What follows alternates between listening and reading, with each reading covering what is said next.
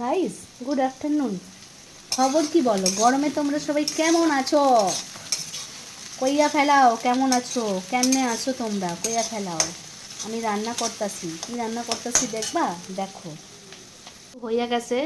এখানে ডাল, এখানে পেঁয়াজ ভাজতেছি, আর এটা নিরামিষ তরকারি করেছি। আলু, বেগুন, পটল, কুমড়ো সব কিছু দিয়ে ঘরে ডাঁটা হয়েছিল, ডাঁটা দিয়ে তরকারি। ডাঁটাগুলো যা লসলসা মোটা মোটা ডাঁটা হয়েছে না, দেখো।